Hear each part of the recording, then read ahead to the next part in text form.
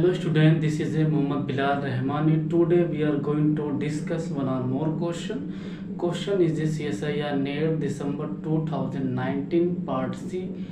Question number 25. Question is a modern algebra ring theory से question पूछा गया है. क्वेश्चन आपका prime ideal, maximal ideal, principal ideal और आइडियल पर आपका क्वेश्चन ये फ्रेम किया गया है. और इस क्वेश्चन के सबसे जो मेन कीवर्ड्स है उसके बारे में बात करेंगे और कुछ डिफिनेशन जो हम क्लास एमएससी से पढ़ते आ रहे हैं हम उस पर भी बात करेंगे. ठीक है, तो सबसे पहले एक बार आप क्वेश्चन को रीड कर लीजिए. Let I be a ideal of Z, then which of the following statements are true.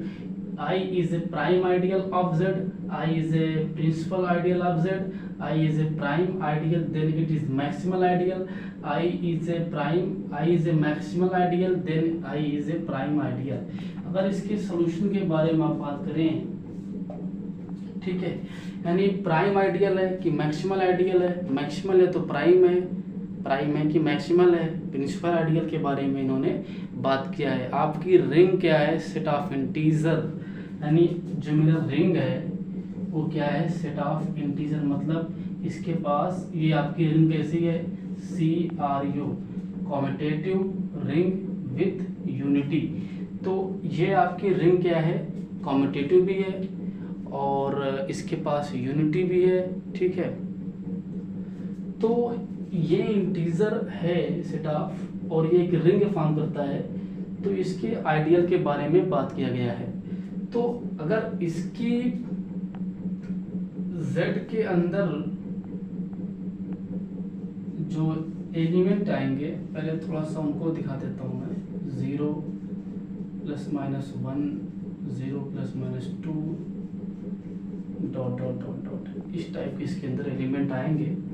और अगर इसकी आइडियल की बात करेंगे आप, तो आइडियल इसका वो जो आएगा वो इस टाइप से आएगा. n where n belongs to integer. जो इसके आइडियल से बनेंगे वो इस टाइप के बनेंगे. मेरे n इज ए इंटीजर, मतलब वो किसी सिंगल एलिमेंट से क्या होंगे? जनरेट होंगे. इसकी अगर आइडियल की बात करेंगे तब वो किसी सिंगल एलिमेंट से हो सकता है आपका n0 हो सकता है आपका n1 हो सकता है आपका n2 हो सकता है आपका n-2. ठीक है, तो वो आपकी जो ये आइडियल है उस सिंगल एलिमेंट से क्या होगी? जनरेट होगी. ठीक है,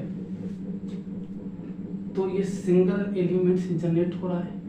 तो इस बात का ये मतलब निकला, अगर कोई आइडियल किसी सिंगल एलिमेंट से वो जनरेट हो रहा है, यानी जो आइडियल सिंगल एलिमेंट से जनरेट होता हो उसे कहेंगे आप प्रिंसिपल आइडियल.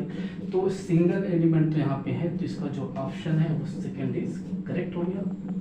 ठीक है, डेफिनेशन पूछा है, सिर्फ ये डेफिनेशन पूछा है और कुछ नहीं पूछा है. ठीक है, फिर इन्होंने ये कहा है कि I is a prime ideal. ठीक है, अब प्राइम आइडियल मतलब ये है कि अगर मैं n को 0 ले लेता हूँ तो 0 से बना होगा तो 0 आइडियल आएगा. अब ये थोड़ी, ये आपका जो आइडियल है आपका ये आइडियल प्राइम आइडियल तो है. अब प्राइम आइडियल के बारे में बात कर लेता हूँ, ये क्या होता है पहले. ठीक है, प्राइम आइडियल मतलब ये है कि आपका एक रिंग है और एक आइडियल मैंने P लिया.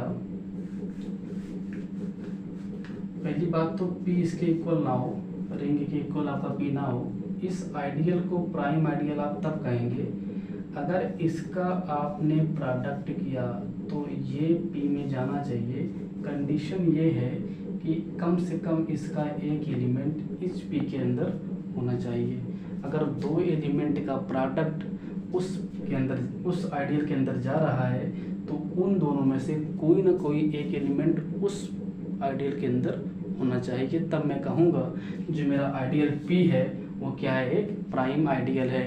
एक बार फिर से बोलता हूँ, अगर इन दोनों एलिमेंट का प्रोडक्ट इस आइडियल के अंदर जा रहा है तो इन दोनों में से कम एक एलिमेंट क्या होगा? उस आइडियल के अंदर होना चाहिए. तभी आपका वो प्राइम आइडियल बनेगा, ठीक है।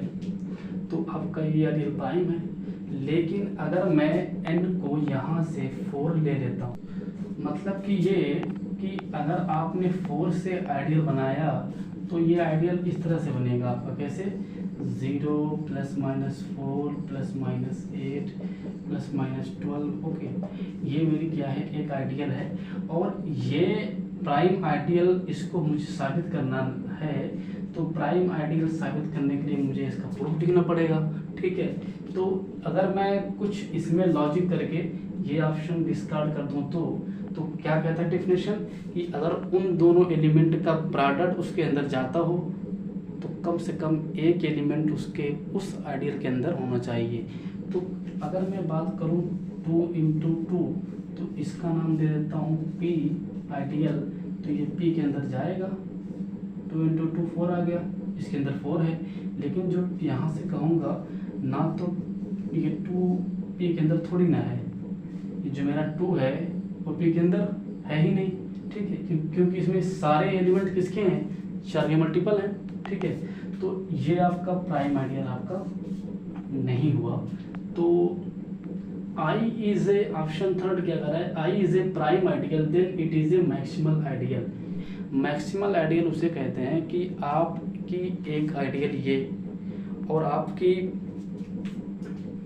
आपका एक रिंग है और उसका m not equal to r, तो m को हम मैक्सिमल आइडियल कहते हैं कब, जब इन दोनों आइडियल के बीच में कोई और आइडियल ना आए, मतलब इन दोनों के बीच में कोई ऐसी एक आइडियल एग्जिस्ट ना करे, ठीक है, कोई एक ऐसी आइडियल एग्जिस्ट ना करे जो कि k का क्या हो जाए, प्रॉपर सबसेट हो जाए, ठीक है।